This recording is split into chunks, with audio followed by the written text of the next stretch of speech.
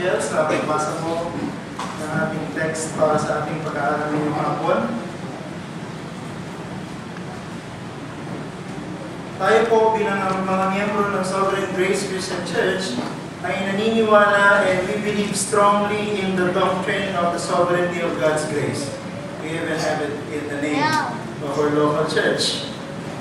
But belief is only one part of the equation. For the other part is what you actually do and what other people actually see. Kaya gusto kong sabihin sa ating lahat, conviction must always result into action. Kung ano yung pinaniniwalaan mong tunay, kung ano yung niyayakap mong tunay, dapat hindi lang ito totoo sa iyong isip. Dapat hindi lang ito totoo sa iyong puso. Dapat pinatototohanan din ito ng ibang mga tao dahil nakikita nilang ginagawa mo. We expect, by God's grace, to know the true doctrines of the Scripture and be strong about them. Inaasahan niya ng Diyos sa atin. However, we must not forget that we belong to a family. Tayo po ay kabilang sa isang pamilya and not to a debate club.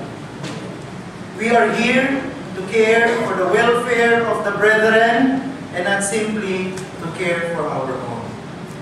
Patuloy po nating papaalalahanan ng ating sariling tayo po ay naging miyembro ng lokal na iglesia ng Diyos, hindi sa ating sariling desisyon.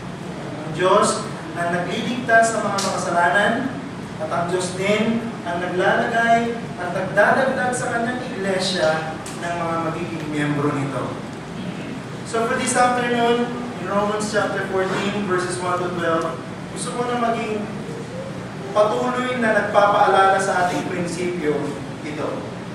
Gospel communities should always major in mutual support. Gospel communities should always major in mutual support. So bilang mga totoong nakaranas ng katotohanan ng Ebanghelyo ni Jesucristo, tayo ay dapat nagiging instrumento ng pagtulong sa isa't isa. There should be mutual support. There should be mutual understanding existing inside the church. Totoo, tayo ay naniniwala na sa tulong at kapangyarihan ng Diyos, ang isang makasalanan ay naliligtas. But we must also remember na ito pong mga makasalanan na ito na iniligtas ng Diyos sa pamamagitan ng kanyang biyaya ay dapat dinamang baguhin hindi ng ating sariling mga salita o ng ating sariling pagpapatunay sa ating pinaniniwalaan, kundi sa pamamagitan din ng kapangyarihan ng Diyos. Ang Diyos ang nagliligtas sa mga makasalanan, yung mga makasalanan iniligtas ng Diyos, siya din ang babago. Paring tayo ay gagamitin ng Diyos na instrumento para isang kapatid sa Panginoon ay magbago sa kanyang paniniwala at magbago sa kanyang paraan ng paglakad sa mundo, pero ang kapangyarihang gawin yun na maging totoo ay galing pa rin sa ating Diyos. Members should give God space to work with people whose devotion needs an upgrade. Kaya natin ang Diyos mismo ang gumawa sa puso at buhay at isip ng ating mga kapatid para ang kanilang paniniwala, ang kanilang conviction ay mag-mature din kasama ng kanilang pananampalataya. In all our relationship with each other or with all other believers, we are to exemplify the grace that God has shown in us in Christ. So kung totoong naranasan mo ang biyaya ng Diyos dahil niligtas ka niya, dapat matutunan mo din paranas ko ang ibig sabihin ng biyaya ng Diyos sa mga kasama mo sa loob ng church. Dahil ang biyayang tinanggap mo ay biyayang tinanggap din niya. Dito po sa passage na ito, from these 12 verses, in Romans chapter 14, I would like simply to introduce to you two principles. Number one, when conflict is present, we are exhorted to mutual acceptance. Kung meron pong nangyayari hindi pagkakasundo sa loob ng iglesia, tayo po ay pinaalalahanan at tayo po hinihikayat ng salita ng Diyos na magkaroon ng pagtanggap sa isa't isa. Pangalawa, when correction is needed, we are encouraged to mind the Lordship of Christ. Kung kinakailangan na mayroong mangyaring pagtutuwid sa sa mga hindi pagkakasundo sa loob ng iglesia, tayo po ay hinihikayat ng salita ng Diyos na alalahanin na si Jesus ay Panginoon. So, tingnan po natin yung unang bagay na magiging prinsipyong gabay para sa ating pag-aaral. When conflict is present, we are exhorted to mutual acceptance. Dito po sa passage na ito, isang bagay na malinaw, merong existing issue within the church.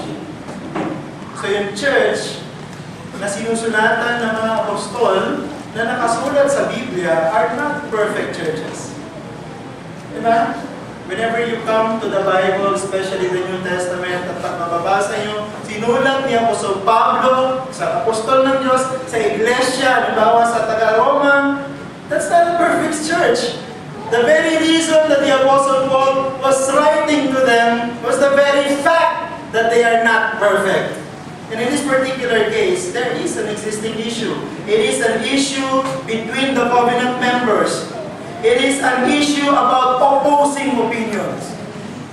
Merong isang church, pero meron silang magkakaibang opinion sa ilang mga mahalagang usapin. Imagine, one church is being divided by differences in opinion.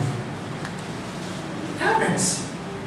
And here we have a record. Meron tayong tala ng isang katotohanan na nangyari sa isang iglesia ng Diyos na nandito mismo sa Biblia.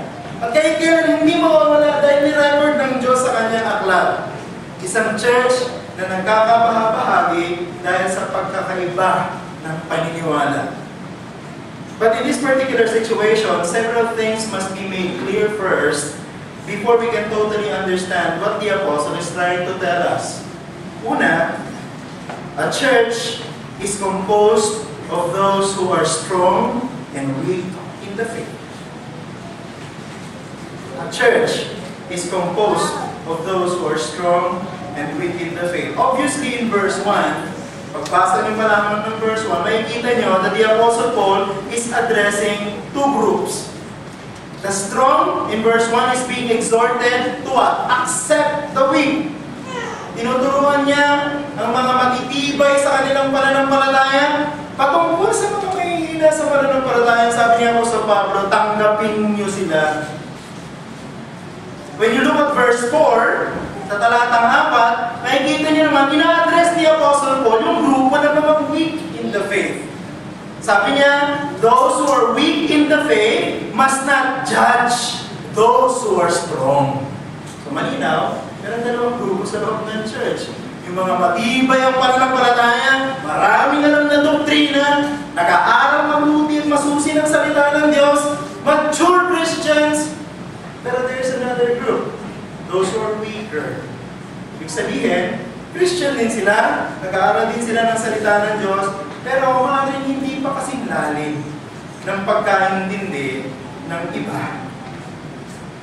Hindi ba totoo yan sa maraming mga iglesia, maging sa panahon natin ngayon? Isn't this principle, isn't this description still a reality in our day, in the 21st century? Any church will have both groups existing. Palagi merong matibay sa pananampalataya, maaasahan pagdating sa doktrina, pero meron pa rin mga miyembro na hindi matibay pa na nagsisimula pa lang silang maging matibay. And they're coexisting inside just one church. Sinasabi niya Apostol Pablo dito, hindi dapat baliwalain ang katotohanan na yun. Dapat bigyan natin ito ng seryosong pagpapahalaga. Pero yung pananampalataya na tinutukoy niya Apostol Pablo dito, matibay sa pananampalataya, mahina sa pananampalataya, ay hindi yung tinatawag nating saving faith. O yung pananampalataya na binigay sa atin ng Diyos, kaya nagkaroon tayo ng kakayahang tumugon sa pananampalataya at pagsisisi sa pangaral ng Ebanghelyo. Tinutukoy niya Apostol Pablo ang pananampalataya dito ay yung maturity ng mga mananampalataya sa kanilang personal na pagkaunawa kung sino talaga ang Diyos. Personal na pagkaunawa sa kanyang mga ipinahayag na nakasulat sa kanyang salita. Pangalawa, disagreement within the church is inevitable. Ito yan, di ba? Kahit na sabihin natin Reformed Church ito, kahit na sabihin natin Reformed Baptist Church ito, holding into one of the most historical doctrinal confessions in this earth, meron pa rin disagreement. Meron pa rin hindi pagkakasundo. Totoo na tayo bilang mga miyembro ng iglesia nito ay nagsishare ng parehong kaligtasan sa pamamagitan ni Jesucristo, pero hindi ibig sabihin nito na ang lahat ay magiging easy progress. Sana nga ganun eh. Di ba? Okay, lahat tayo mga miyembro ng Sovereign Grace Christian Church, lahat tayo ay Christian dito, dapat sailing smoothly tayo, di ba? Yun ang expectation. But that's, sabi nga, di ba sa video kanina, may expectation, may reality. Merong tinatawag na dapat at ideal, pero merong actual. And the truth is, kahit na pare-pareho tayong pananampalataya, may pare-parehong karanasan ng kaligtasan, hindi tayo magkakatulad at nagkakaintindihan sa lahat ng bagay. It is ideal for a church to consistently exist in unbreakable unity, but this is not what is actual. Hindi ito isusulat ng Diyos sa pamamagitan ni Apostol Pablo, ang usapin patungkol sa pagkakaisa, kung ito ay hindi issue sa mga local churches. Kaya simulat ito sa Biblia, sa Ephesians, and in other parts of the Scripture in the New Testament, dahil alam ng Diyos, in that generation, and even in the generations to come, na magiging mga miyembro ng mga local churches, magkakaroon tayo ng problema sa unity. Kaya yung principle na totoo para sa mga tao noon, sa mga miyembro ng church noon, hanggang sa mga darating na henerasyon, isinulat ng Diyos sa kanyang Biblia para patuloy na maging gabay sa ating lahat.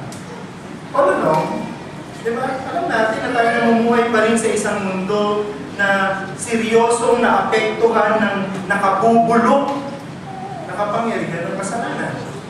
Bagamat tayo totoo mga Kristiyano na we still live in a sin-filled earth in this body that is still sinful. Kaya magkakaroon pa rin ng hindi pagkakasundo sa ilang mga bagay. Disagreement, itong paniniwala ko, disagreement will cease. Mawawala ang disagreement. And all will be equally strong in the faith in the new heavens and the new earth. Pero habang nandito tayo sa mundong itong makasalanan, disagreement will always come. At yun yung nire-recognize ng Diyos at ng kanyang salita. Pangatlo, the conflict that the Apostle Paul is expecting in a church is more practical than doctrinal. Hindi ko po sinasabi ng issue na pinag-uusapan dito sa Romans 14 na hindi konektado sa mga usapin patungkol sa doktrina. Kasi ang dietary restrictions, ang pagkain ng gulay o pagkain ng karne, ang pag-inom ng alak o hindi pag-inom ng alak, ay konektado sa mga doktrina, lalo na sa doktrina ng mga tingkad ng Diyos.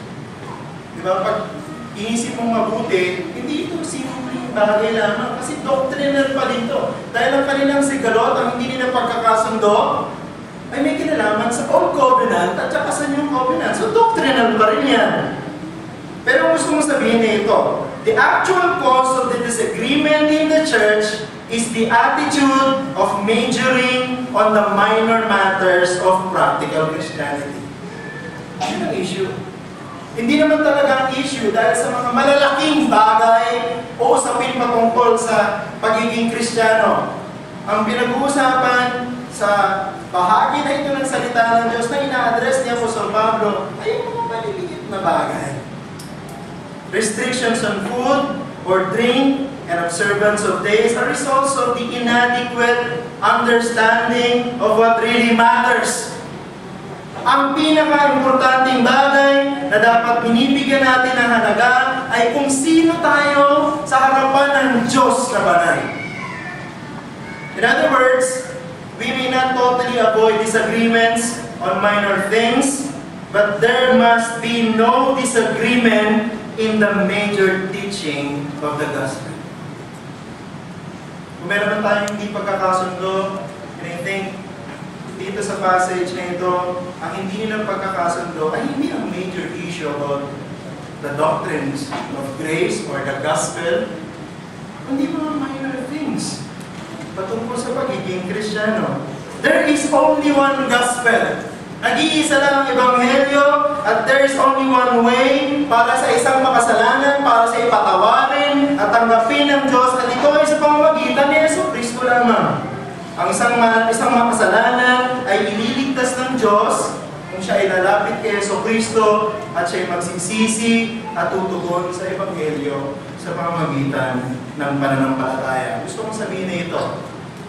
Pagtungkol sa major issue ng doctrine, dapat iisa tayo as a church. Dapat wala tayong pinagdidibatihan patungkol sa Ebanghelyo ni Jesucristo. Dahil kung meron tayong pagdidibatihan patungkol sa iglesia o patungkol sa doktrina ng Panginoong Jesucristo, that's a major thing. Pero kung meron lang tayong disagreement dito sa loob ng church, I hope it will be minor things na sana ay pwedeng ma-resolve sa pamamagitan ng isang mapayapang pag-uusap. Now, in my understanding, it is better for disagreements to be made obvious. Don't misunderstand me. Gusto ko, personal, na yung mga hindi pagkakasundo ay maging obvious. Bakit? Para ang mga elders ng church can easily address them. Mahirap kasi yung meron palang disagreement, pero hindi naman alam. So, naiipon at naiipon. Isa lang ang problema sa ating mga tao at mga Pilipino. Pag naiipon at naiipon at naiipon ang ating mga laman sa loob, ang damdamin natin, pag dumating yung pagkakataon, makakaharap natin yung taong hindi natin nakakasundo, imbis na maging maayos, lalong sumasabog, lalong gugulo. So for me, it is better for the issue to be made known. Well, I'm not actually encouraging that we go and have debates every Lord's Day. Yun ang sinasabi ko. Di ba? May that never happen in our church. Ang gusto ko po sana mangyari ito, when some members do not agree on certain issues pertaining to what they believe, it only means that they are speaking about their conviction. Para sa akin, positive yun.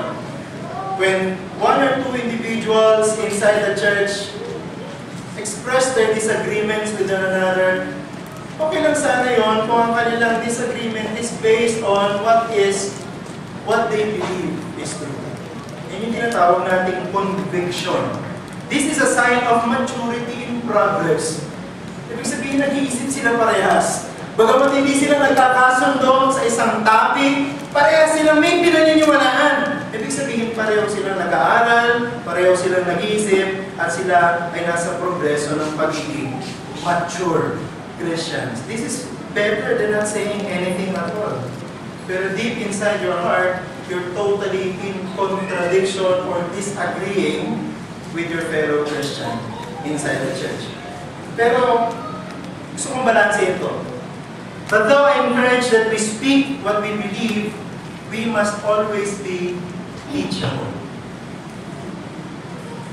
Gusto natin sabihin kung ano yung laman ng puso natin at laman ng isip natin at pinaniniwalaan natin, go ahead. Sabihin mo.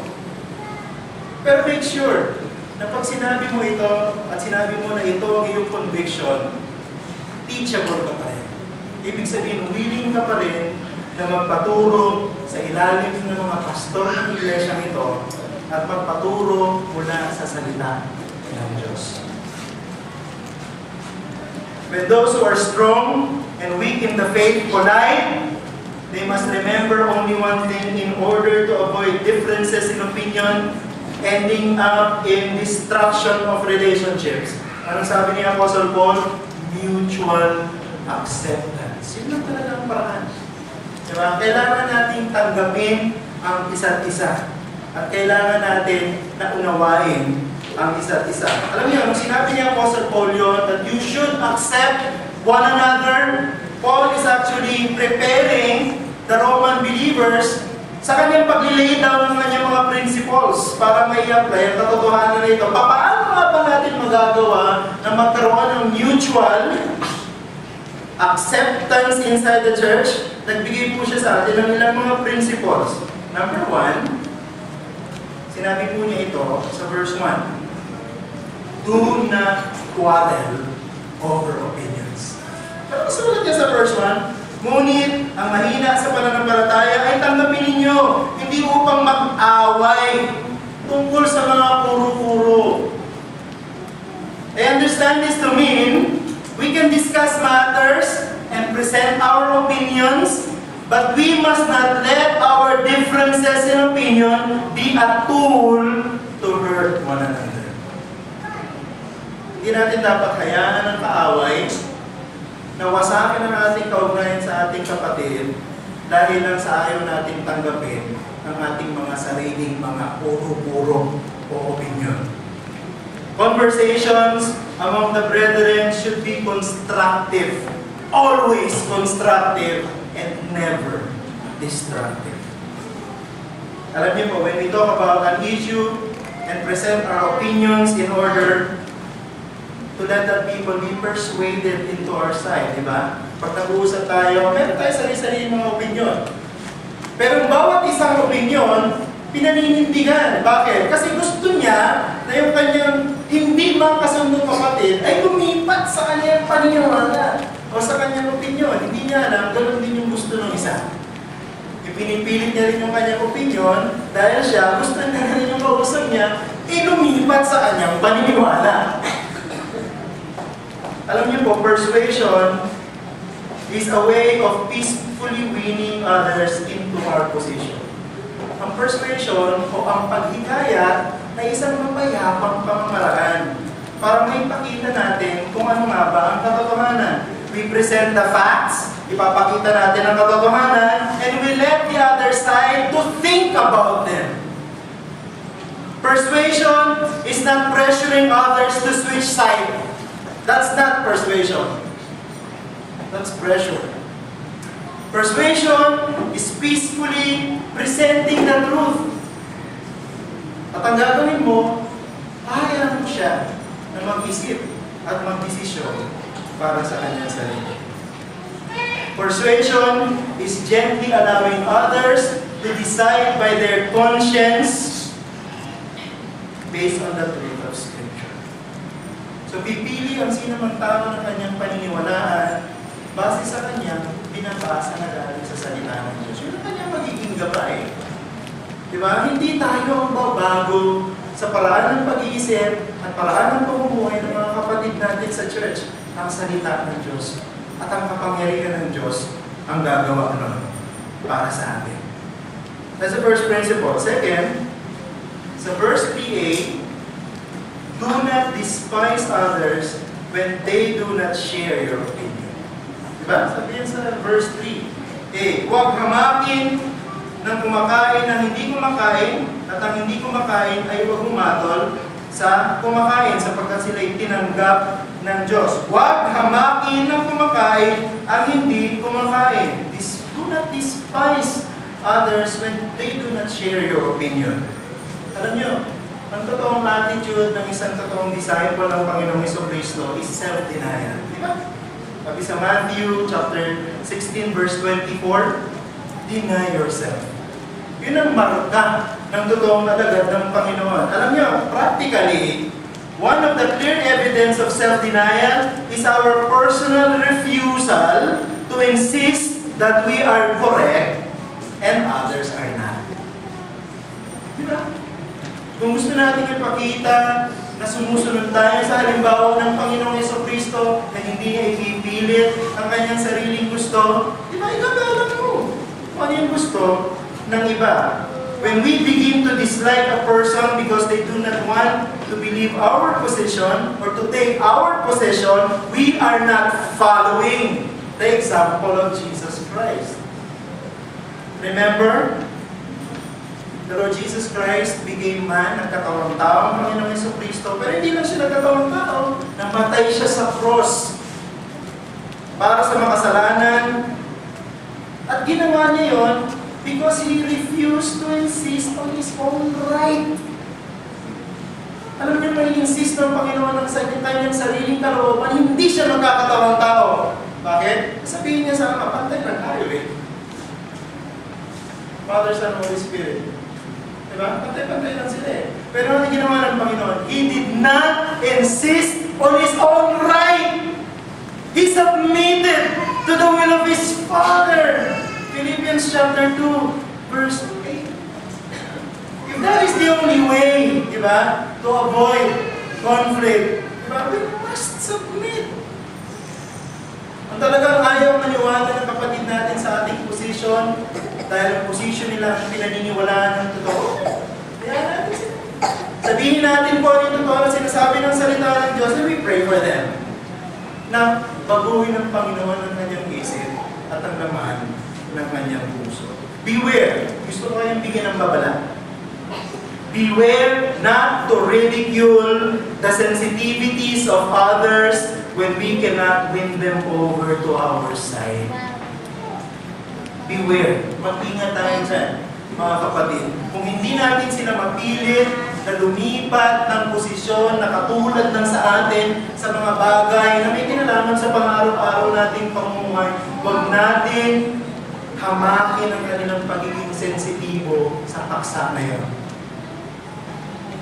Kung talagang mahal natin ang ating kapatid at binago ng Panginoon ang ating puso, ginawa niyang mapait ang ating puso, isa sa mga pagpapakita natin ng kabutihan sa ating kapwa, hindi natin sila hamakin kasi hindi nila sinasabi, parehas tayo ng paniniwala.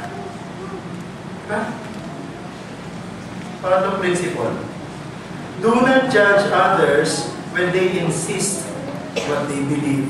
Yung sinabi niya sa Pablo sa second part ng verse 3. At ang hindi kumakain ay huwag humatol sa kumakain. Diba? Sapagkat sila'y tinanggap ng Diyos. Verse 4, sino ka nga hatol sa alipin ng iba? Sa kanyang sariling Panginoon siya ay tatayo o mabubuwal. Subalit siya'y patatayuin sapagkat magagawa ng Panginoon na siya'y tumayo. Yung pong mga mahihina sa kanilang mga pananampalataya are actually, in my own perception, strong in their conviction as well. Matibay sila sa kanilang paniniwala, katulad sa case na ito. Naniniwala sila at matibay ang kanilang paniniwala na hindi dapat kumain ng karne. Dapat kainin gulay lang. Sila yung mga weak in the faith. Kung pag-aaralan yung mga mabuti, yung mga strong in the faith dito, sila yung mga Gentiles na naging Christian. Na dahil sa pinalayaw na sila ng Panginoon, wala nang restriction sa pagkain. Pero sabi niya sa Pablo, huwag niyong kalimutan na meron pa rin mga tao sa loob ng church, Kristiyano rin na katulad ninyo, na hindi pa nauunawaan yung alam niyo. Para sa kanila, mali ang pagkain ng karne. Kaya hindi sila kumakain ng karne, kundi kinakain nila ay gulay lang. Para sa kanila, yun ang totoo eh. Para sa kanila, yun ang tama eh. Yun ang kanilang conviction. Kaya masabing matibay din yung mga mahina sa pananampalataya sa kanilang conviction because they do not want to easily give in to the other side. Pinipilit pa rin nila na ito ang tama dahil nasa old covenant. Sabi ng mga matitibay sa pananampalataya, hindi na! Dahil tayo nasa new covenant na. Tinaway sila. Hindi sila magkasundo. If we think that others are too strong about their position, we must not condemn them. Sinasabi nila, hindi mo pa naiintindihan yung naiintindihan namin at mahina ka pa sa iyong pananampalataya. Sinasabihan nila tayong ganon dahil mahina nga talaga tayo sa ating pananampalataya dahil hindi pa natin naiintindihan yung naiintindihan nila. Huwag natin silang musgahan. Huwag natin silang ikondena. Huwag natin sabihin, sige kayo na all-knowing. Sige kayo na lahat ang nakakalam ng tama at saka ng mali. Huwag ganon kasi that's condemning the other person na strong sa kanyang pananampalataya. Ito yung gusto kong i-suggest. If some people inside the church come strong on certain matters, what should we do? We try to discern if they know what they believe. Merong matibay sa pananampalataya at nagsasabi siya, hindi masamang kumain ng dinuguan. Diba? Pero may mga naniniwala, salanan yan kasi nasa may covenant yan eh. Diba? Sulat doon, nakain ng dugo. Diba? Pero sasabi, hindi, nasa yung covenant na tayo. Diba? Pwede na natin kainin yan. Kaya yung mga naniniwalang hindi, kung yun naman basta-basta i-dismiss, yun ang sasabing pwede na. Tingnan nyo. Yung ba ng kanilang pinaniniwalaan ay totoo? Yung ba kanilang pinaniniwalaan ay nakasulat sa Biblia? So So i-discern mo kung totoo yung kanilang pananampalataya. Kung tama ang kanilang sinasabi, hindi tayo dapat mag-isip ng negative patungkol sa kanila. Blessing pa nga yun eh. Kasi kung hindi natin naiintindihan yung doktrina na yun, at may mga nakakaintindi at nagpapaliwanag sa atin, we should see that as a blessing, isn't it? Kasi concerned sila at gusto nila ipaunawa sa atin yung bagay na nakunawaan nila sa biyaya ng Diyos. So Paul said that if they are strong in the faith, then they are expected to remain standing until the end. Yun ang batayan eh. Kung totoong sila ay matibay sa pananampalataya, mananatili sa kanilang pinaniniwalaan. At sabi nga ng Panginoon dito sa verse 4, ang totoo niya, yung mga matibay sa pananampalataya na nag-aral talaga ng katotohanan ng salita ng Diyos, siya mismo ang magpapanatiling nakatayo. Now, kung totoo to, mag-isip-isipan natin. Kasi kung ang Diyos mismo ay papanig sa mga taong naniniwala sa malinaw na turo ng salita ng Diyos, dapat mag-isip-isipan natin yan. No? Baka nga totoo ang sinasabi nila at hindi tama ang pinaniniwalaan ko. Sabi nga po, dun sa verse 4, if they are strong on the truth of the Bible, then it is God Himself who will enable them to stand strong. This is perhaps a thing to think about. Diba? Pag-isipan mo mabuti. Kasi kung sila totoong nagsasabi ng sinasabi ng salita ng Diyos, mali. Diba? Hindi masamang tanggapin ang katotohanan o maging open sa katotohanan na ikaw ang nga ang mali. Kasi doon mo makikita na teachable ka. Kasi pag hindi ka na naniniwala na baka mali ako, mali ka, o sabihin natin, ayokong maniwala sa sinasabi niya dahil lagi siyang mali, hindi na tayo teachable. Dapat bilang mga disciple, bilang mga alagad ng Panginoong Jesucristo, lagi tayong handang mag-aral at pumalansi sa lahat ng sitwasyon na sinasabi sa salita ng Diyos. Pangatlo, pang-apat, make sure that you always follow your conscience. Yun yung pang-apat na prinsipyo. Di ba sinabi sa verse 5, may taong nagpapahalaga sa isang araw na higit kaysa iba. Ngunit may iba na nagpapahalaga sa bawat araw. Kaya nung mapanatag ang bawat tao sa kanyang sariling pag-iisip. Make sure that you follow your conscience. Yan ang ibig sabihin niya sa Pablo. So each one should be fully convinced in his own mind.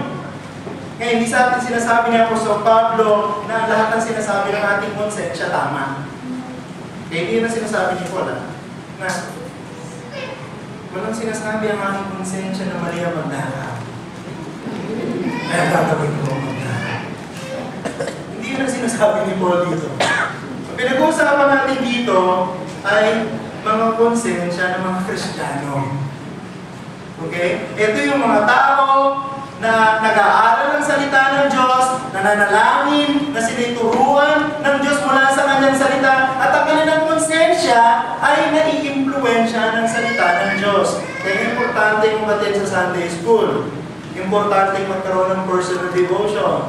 Importante na magkaroon ng personal prayer time. Kasi alam niyo kung bakit? Kung hindi ka na nag-aaral ng salita ng Diyos, sino pang umi-impluensya sa konsensya mo? Dahil ang konsensya ng isang Kristiyano na dapat i-impluensya ng salita ng Diyos, yon ang may kakayahan na pumili ng tama at mali. Kung hindi mo binibigyan ng impormasyon ng konsensya mo dahil hindi ka na nag-a-attend ng Sunday School at hindi ka na nagbabasa ng Bible, I would not wonder kung bakit ang mga desisyon mo sa buhay laging kontra sa sinasabi ng salita ng Diyos. Dahil ang konsensya mo, pinupuno ng filosofiya ng mundo. At hindi naman salita ng Diyos. Kung ang salita ng Diyos, ang umimpluwensya sa puso mo, totoo yun. Sundin mo yun.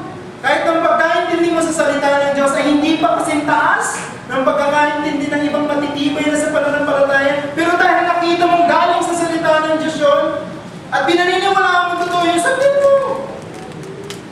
Pero huwag mong kakalimutan na maaaring may pagkakataon na makakarinig ka ng ng pagtuturo patungkol sa paniniwala mo. At kung naniniwala ka na ang pagtuturo na yon ay galing talaga sa salita ng Diyos, dapat hindi ka matitiso doon. Dapat katulad ka ng mga taga-Berea. Di ba sa Acts chapter 17 verse 11, chinecheck nila yung Bible. Sinabi na ni Apostle Paul, itinuro na ni Apostle Paul, pero gusto nila maging sigurado eh. Ano gagawin nila? Babalikan nila ngayon yung Bible. Ano sinabi niyo po galing sa Bible? Let me check. Ganun ang ugali nila. Diba? So if you hear a teaching from this pulpit na contradictory sa iyong pinaniniwalaan, don't just immediately dismiss the teaching. Pag-aralan mo sa salita ng Diyos. Tingnan mo kung talagang yun ay totoo. Dahil ang salita ng Diyos ang nag-iisang source of truth na meron tayo. At ang salita ng Diyos ay hindi magsisinungaling sa atin. Parang magsinungaling ang puso mo patungkol sa pinaniniwalaan mo. Pero kung magpapasakot ka sa sinasabi ng salita ng Diyos, kahit kailan hindi magsisinungaling sa iyo ang salita ng Diyos. Be open to accept the fact that you may be wrong and the Word of God is right. Diba? Pag nag-aaral ng salita ng Diyos, tama na eh. Nakasulat sa salita ng Diyos eh. At kapit na yung katotohanan, mali ka. At tama ang salita ng Diyos. Let's go to the second point. When correction is needed, we are encouraged to mind the Lordship of Christ. Hindi natin matatakasan ang katotohanan na hindi tayo magkakasundo sa lahat ng bagay. Ano mo mga kapatid? Pagkapin natin yung reality ngayon. Dito sa loob ng church, sa loob ng pamilya natin, hindi tayo magkakasundo sa lahat ng bagay. Time will come that we will beg to disagree with those whom we regarded so highly. Diba? Yung mga pagkakataon na may mga taong kilala tayo na napakataas sa kanilang ating respeto sa kanila, pero at that particular moment, you don't agree with them. Dumarating yun. Dumarating yung pagkakataon na yun. Pero alam mo, good news sa atin na ito. Ang Diyos natin gracious talaga. Alam niya yung Diyos yun, na darating at darating sa panahon na hindi tayo sasang-ayon kahit sa mga tao na labis ang ating paggalang. Kaya anong ginawa ng Diyos? Isinulat niya sa kanyang aklat ang mga prinsipyo na tutulong sa atin para maiwasan ang mga pangit na resulta ng hindi pagkakasundo. Bait ng Diyos no? Dahil alam niya yun eh. Dahil alam niya magkikasama ang mga tao sa loob ng church na magkakaiba ang pinagmulan. Magkakaiba ang lingwahe, magkakaiba ang upbringing, magkakaiba ang personalidad. Alam na yung Diyos na pag nagsakasama yan sa isang church, hindi pwedeng hindi magsasalita yan at magtitingin na naman every Lord's Day. Diba? Meron na dyan. Kung may church na gano'n, that should be one of the most boring churches in the world. They do not talk to one another. Papunta lang sila sa church. Mas kuna lang sila sa... Puro gano'n na lang, ano?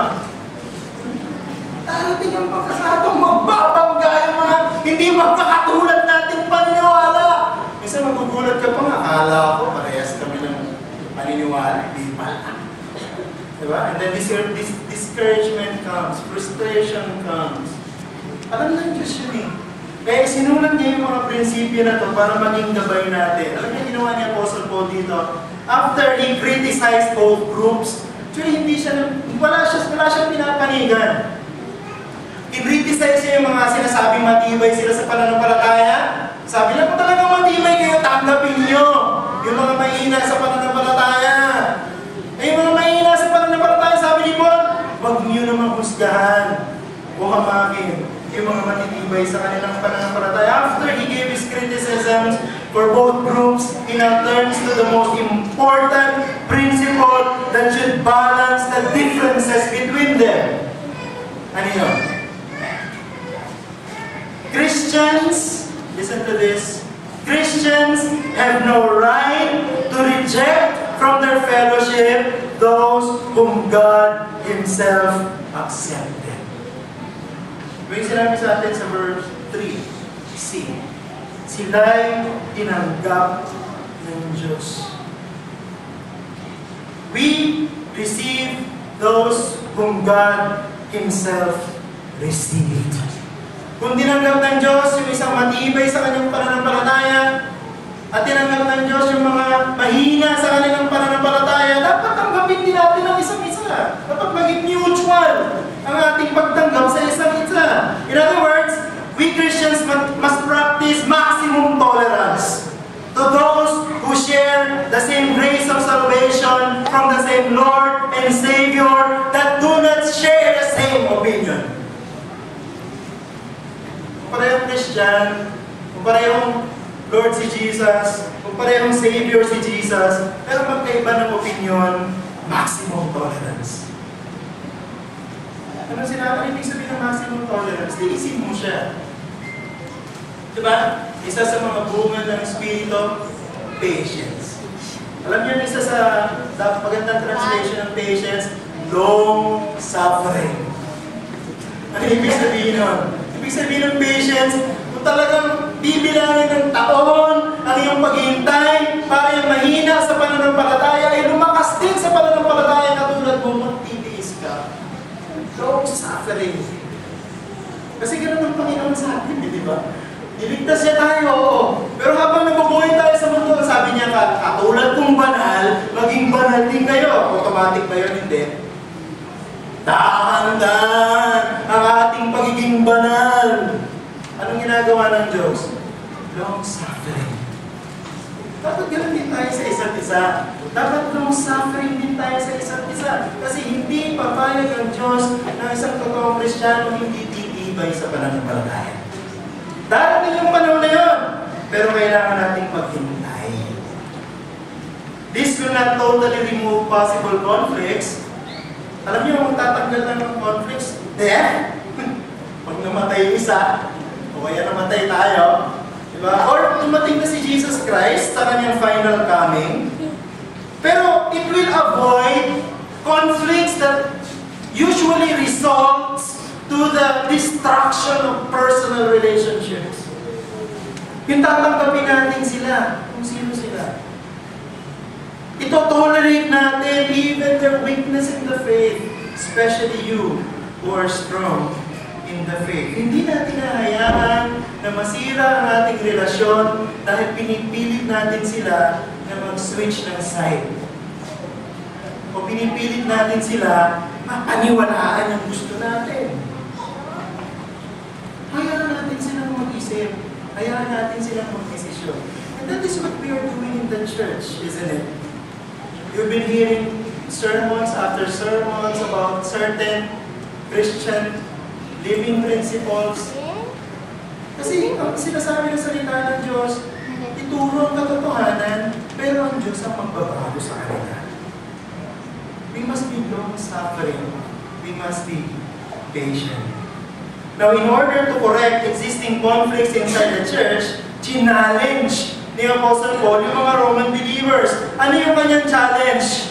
Remember who is Christ in your life. Alalahanin mo kung sino si Jesucristo sa iyong buhay. Kaya nga ang core of what is really, sabihin natin precious in this discussion is verse 9. Ano sabi sa verse 9? Sapagkat dahil dito, si Kristo ay siyang maging Panginoon ng mga patay at gayon din ng mga buhay. Alam niyo, para sa akin, this is a very sobering truth of Scripture. Yung pong mga namatay ng Kristiyano at ngayon ay nasa langit, sila po ay walang patid na yumuyuko kay Jesucristo at nagsasabing siya ang Panginoon. Alam niyo tayo dapat habang nandito sa mundo, ganun din. Dapat hindi tayo nagsasawa na kilalanin at magpasakop na si Jesus lang ang Panginoon. Siya lang ang tama. Siya lang ang dapat nating sundin. We must live constantly reminding ourselves that Jesus Christ is our Master. Siya ang ating Panginoon. This should be, ganito dapat ang mangyari bilang mga alipin eh. Kung ano yung gusto ng Panginoon, yun ang susundin mo sa buhay mo. To obey His desires as Lord and Master should give us the highest exhilaration in life. Kung meron naman pinakamataas na uri ng kasiyahan sa buong mundo, yun ay ang kasiyahan na sundin ang kalooban ng ating Panginoong Jesucristo. Alam niyo, with this principle laid down, in-enumerate ni Apostle Paul at least 3 guiding principles on how to practically prove that Jesus is Lord of your life. Alam niyo kung anong tatlo na yan? Una, make sure that whatever you believe and do must give the Lord honor. Yung sinabi sa verse 6, ano man ang ginagawa mo, ano man ang pinaniniwalaan mo, dapat nagbibigay yan ng karangalan sa Diyos. Karangalan sa Panginoon. Yung mahihina sa mga pananampalataya, yung matibay sa pananampalataya, may not share the same opinion on things, pero dapat pareha silang solid in their agreement that the Lord must be honored in everything that they do. Hindi man sila nag-agree sa ilang mga bagay, pero dapat iisa sila sa pagkakaisa na si Jesus lamang ang Panginoon at wala nang iba. Paul's challenge here is consistent with how slavery worked in those days. Alam niyo yung mga alipin ng panahon nila. The slave's goal is to make sure that his master is always satisfied, and that is by way of doing everything that will please him. Yun ang trabaho ng alipin. Ang kasiyahan para sa kanya ay ang makita niyang masaya ang kanyang Panginoon. At ang paraan para maging masaya ang kanyang Panginoon, gagawin niya lang kung ano yung gusto niya. At wala nang iba. That is the reason why slaves exist in those days. Ang kalooban nila ay ang kalooban ng kanilang master. Dapat totoo rin yan sa atin ngayon, sa panahon natin ngayon. Dahil sabi sa Biblia, tayo ay mga alipin ni Jesucristo. Dapat ang kalooban natin ay kung ano yung kalooban ng Panginoon. Dapat kung ano yung gusto natin, ang gusto ng Panginoon. We must make sure that our Lord Jesus is satisfied with everything that we do. We must honor Him, and we must do what He wants. Tanong ko sa inyo mga kaibigan, mga kapatid, si Jesus nga ba ang iyong Panginoon? Binibigyan mo ba siya ng karangalan sa lahat ng ginagawa mo? Sa iniisip mo, sa sinasabi ng bibig mo, at sa kinikilos mo? Pangalawa, we must consistently remind ourselves that we belong only to the Lord. Yun yung sinabi sa verse 7 at saka sa verse 8. Hindi tayo nabubuhay para sa sarili natin. Nabubuhay tayo para sa Panginoon. So sabi nga ng author ng Hebrews, if I'm not mistaken, or was it Peter who said that we are just pilgrims in this world. Dumadaan lang tayo sa mundo ito. We are not a permanent residence here. At dahil tayo dumadaan lang, ibig sabihin we have our allegiance to our real master. At yun yung walang iba, kundi ang ating Panginoong Jesucristo. Now we go back to the analogy of slavery. The reason why the slave's goal is to always make sure that his master is honored is because he belongs entirely to his master. Siya ay pagmamay-ari ng kanyang Panginoon. Totoo. Pagmamay-ari siya. Sa panahon ito ni Apostol Pablo, slaves are considered as material possessions. Naalala niyo isang parable ng Panginoon, di ba? Sabi niya, para makabayad ka ng iyong utang, gugulong kita, ibenta mo ang lahat ng iyong ari-arian, ng iyong asawa at ng iyong mga anak. So, paano na yun? Slaves and their families are considered as material possessions. They can be sold. Kasi ang totoo niya, binili lang din sila sa market ng kanilang mga Panginoon. They are completely at their master's disposal. Kung yung gusto ng Panginoon, wala siyang magagawin. Kundi sundin yun. Ngayon, kung tayo ay alipin ng Panginoon, di ba dapat ganun din? Kung ano yung gusto ng Panginoon, nakasulat sa Bible, sundin mo. Diba? Sundin Our Lord, imagine this. Think about this. Our Lord is the God who created everything. Siya ang lumikha sa lahat ng bagay. So, ibig sabihin, He owns everything that exists in this universe. Pero, bagamat ang Diyos ang may-ari ng lahat ng bagay sa universe na ito, and even us, hindi niya tayo tinatrato na katulad ng isang material possession. Diba sabi sa Biblia, we are bought with the price of His own blood. That's 1 Corinthians chapter 6, verse 20. So, alipin tayo ng Panginoon dahil ang pinambayad niya para tayo magkaroon ng kaugnayan sa Kanya at kalayaan ay ito yung sariling buhay. Pero hindi niya tayo tinuturing na isang material possession. Isn't that wonderful?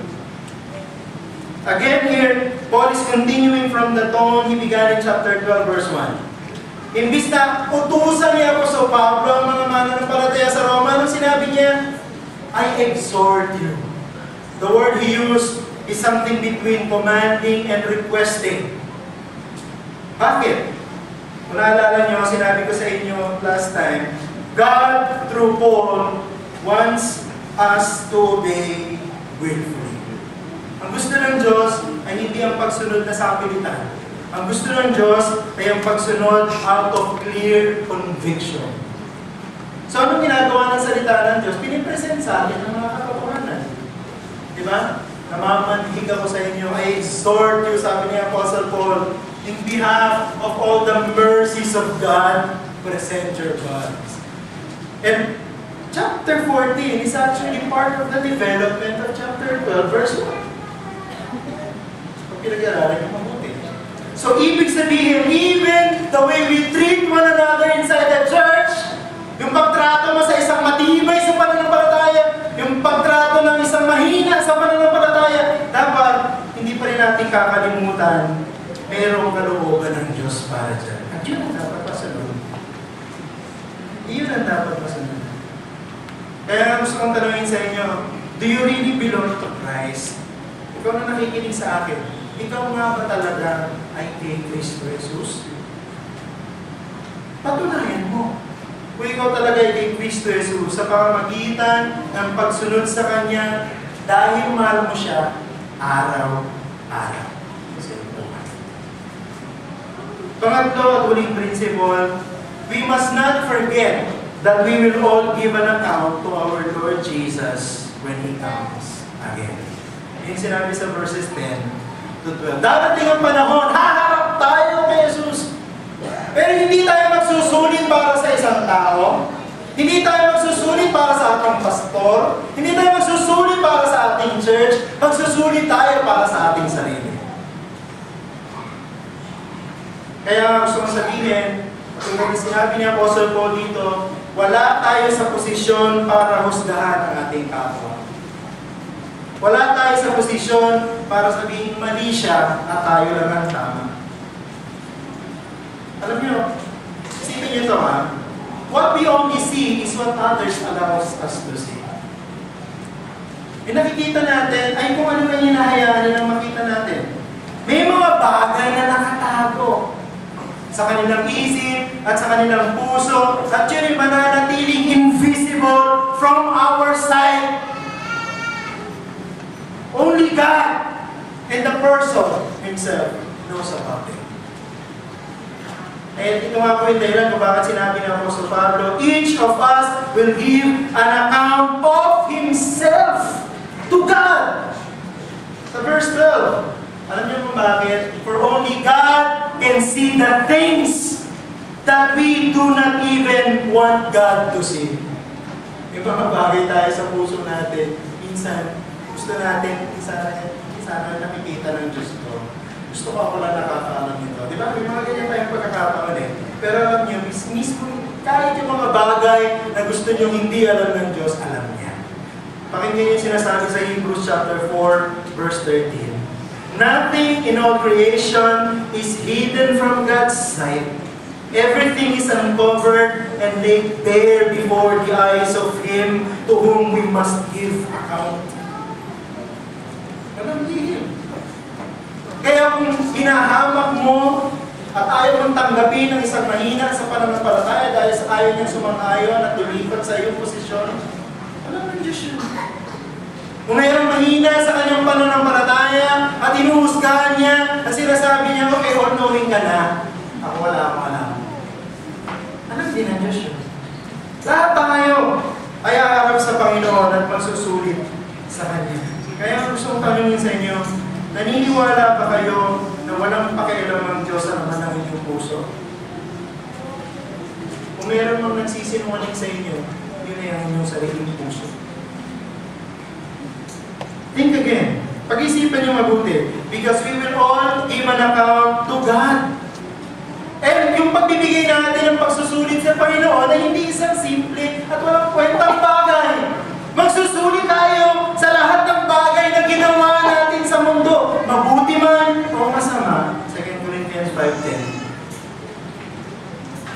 If you are not yet a Christian, meron akong kausap dito na hindi pa Kristiyano, taharap ka rin sa Diyos. At sa iyong pagharap sa Diyos, lagi mong tandaan, ang susuriin ng Diyos ay ikaw at ang iyong katayuan sa harapan niya. Ikaw nga ba ay may kaugnayan sa Kanya sa pamamagitan ni Jesus o wala? Yun ang usapin. Hindi ka katulad ng mga Kristiyano may kaugnayan kay Jesus na nagsuko ng kanilang buhay sa pagkapanginoon ni Jesucristo. Pag ikaw ay nanatiling nagbaliwala sa panawagan ng Ebanghelyo at tumarap sa Diyos, hindi ka tatanggap ng pagpapala, tatanggap ka ng parusa. At yun ang pinaka-nakakakilabot na bagay na pwedeng maranasan ng isang nilalang sa mundo. Na siya haharap sa banal na Diyos. At ang Diyos na yun ay walang sasabihin na hindi totoo. Yan yun mga kapatid. Haharap tayo lahat sa isang Diyos na hindi mo sasabi na hindi totoo. Eh sana matagpuan niya tayo na totoo sa Kanya.